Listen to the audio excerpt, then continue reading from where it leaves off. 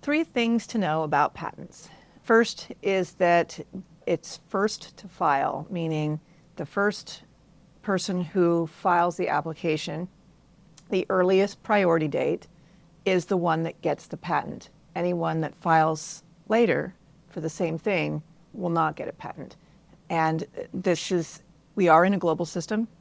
And so even though when you eventually get your patent, the enforcement is just to the national boundaries of the country that you file in.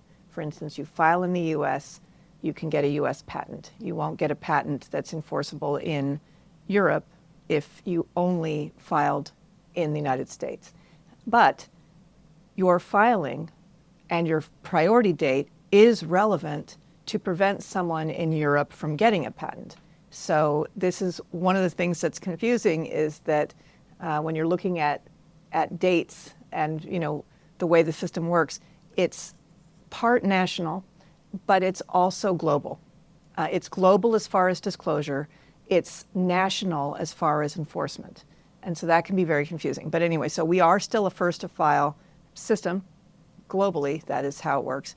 However, where you file determines where you have enforcement rights. So if you want enforcement rights in Europe, you need to file in Europe. If you want them in the US and Europe, and you're in the US, it makes more sense probably to file in the US and then file what's called a PCT, or a Patent Cooperation Treaty application, to get protection from that US patent in Europe, which ultimately means you'll end up with a European patent, hopefully, if it goes through. So that's the one thing to know about patent, is it's first to file. Second thing to know about patents, the claims of the patent define the coverage of the patent. And so what does that mean? When you look at a patent, you'll see that there's a whole bunch of words at the beginning.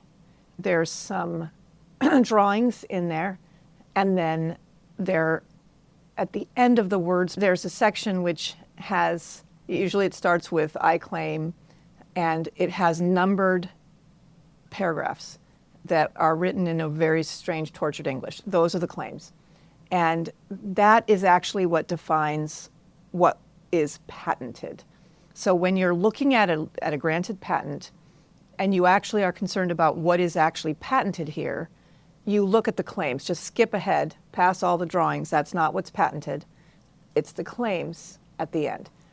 However, this is the third thing to know about patents, which is that all disclosure counts as prior art. All disclosure counts as prior art. Why does that matter? Prior art is what prevents someone else from getting a patent on what was previously disclosed. So this is the takeaway that I hope you're getting here, is that if someone discloses an invention but doesn't end up getting a patent on it, you don't have to worry about them enforcing something against you, because if they didn't end up getting a patent on it, there's nothing for them to enforce. However, their patent, their patent application, if it was published, whatever was disclosed in there can be used to prevent you from getting a patent, or your competitors, because that prior art, it's that filing date is what determines whether something is prior art. And if the thing that's earlier, remember first to file, if the earlier one discloses anywhere, drawings, words, claims, but it's probably going to be drawings or words, discloses something that you are trying to get patented, that will be prior art to your application, and you will have to change your claims to stay out of the way. So I hope that was helpful and not too confusing. Three things to know about patents: first to file, claims to find coverage, but all disclosure is what counts as prior art. I hope that was useful. Catherine Cavella, IP Works Law.